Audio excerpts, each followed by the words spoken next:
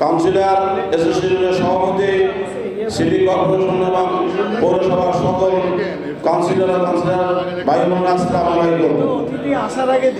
আমরা আসলে আজকে এখানে উপস্থিত হয়েছি, এর আগেও আমরা কাকরাইলে একটা মিটিং করেছিলাম।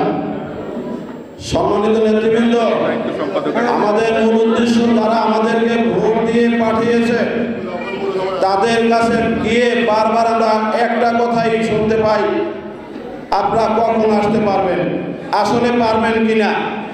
এই বৈষম্য শিকার কি আমরা এই কাউন্সিলর হয়েছি? এই বৈষম্য শিকার কি 10 কোটি মানুষের হৃদয়ের স্পন্দন, যারা ঘরে ঘরে গিয়ে মানুষের কথা বলতে পারে, যারা ঘরে ঘরে গিয়ে মানুষের সম্পর্কের কথা বলতে পারে, তাদেরকে বৈষম্য শিকার হয়ে গেল কেন?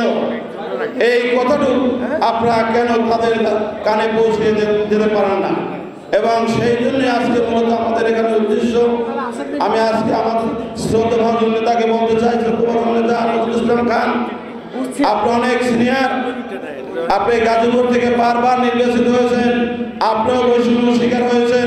বৈষম্য শিকার কি শুধুমাত্র আমাদের এই কাউন্সিলর বৃন্দরাই না, সারা বাংলাদেশের মানুষ বৈষম্য শিকার হয়েছিল না কেন? প্রিয় ভাইরা আমার, মানুষ সেবা চায়, এটা মানুষ আমাদের কাছে আসলে পায় না ট্রেড লাইসেন্স, পায় না ওয়ার্ক সার্টিফিকেট, পায় না পরিচয়পত্র।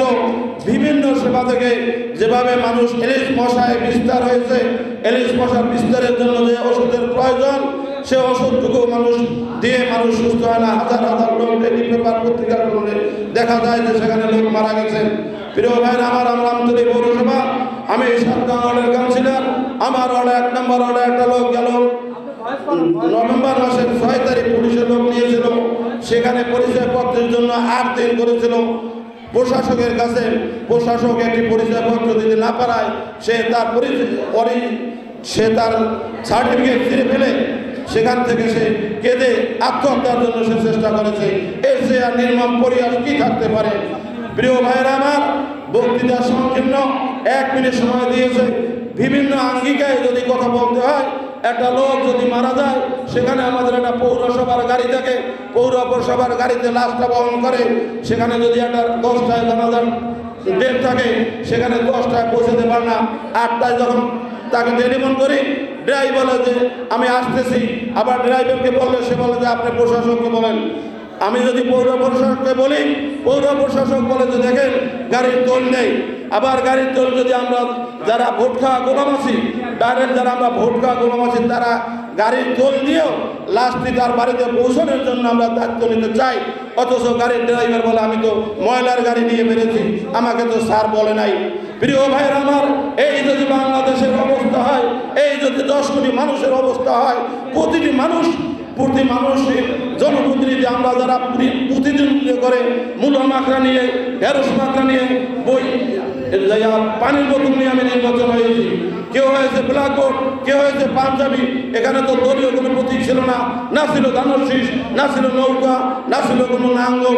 আমার এলাকা হয়েছে সেখানে মোবাইল নাম্বার, মোবাইল নিয়ে আর হ্যাঙ্গার নিয়ে আমার নির্বাচন হয়েছে। এই 23 আমাদের নির্বাচন হয়েছে, সেখানে তো কোনো দলীয় প্রতীক ছিল না। তারপর আমি 5 জন আমার প্রতিদ্বন্দ্বী ছিল, সেখানে 800 ভোটের ব্যবধানে আমি নির্বাচিত হয়েছি। প্রিয় ভাইয়ের আমার, সময় খুব সংকীর্ণ, যার জন্য সমস্ত কথা বলতে গেলে সকলেই কম বেশি বলবে। প্রিয় ভাইয়ের আমার, আমরা চাই, আমরা এখানে নেতৃত্ব যারা বয়সে মধ্যভাই আছে, সেও সুন্দর কথা বলেছেন, সেও সুন্দর মতো বুঝে আজকে নেতৃত্ব আসলে আজকেই চাই আমরা তাদের মাধ্যমে একটি ফয়সালা দিয়ে দেবেন, এই আশাবাদ ব্যক্ত করে সকলের সুস্বাস্থ্য কামনায়, সকলের দীর্ঘ কামনা করে সকলে ভালো থাকুন। আসসালামু আলাইকুম।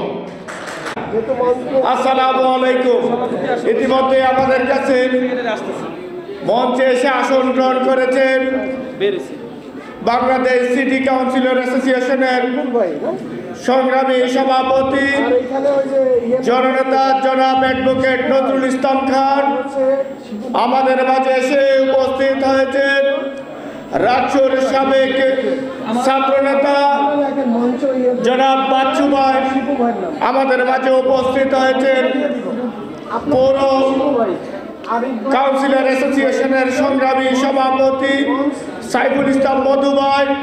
আমাদের মাঝে উপস্থিত হয়েছেন গাজীপুর সিটি কর্পোরেশনের বাংলাদেশ সিটি কাউন্সিলরের সংগ্রামী সহসভাপতি মাহবুবুর রশিদ শিবু ভাই।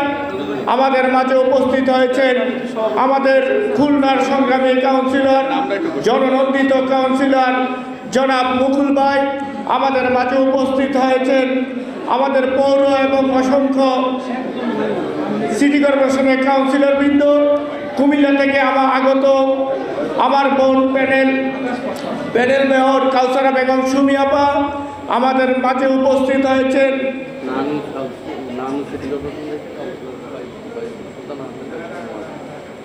কথা বলবেন। জি, আমাদের মাঝে উপস্থিত হয়েছেন নাদিয়া নাসরিন। আমাদের মাঝে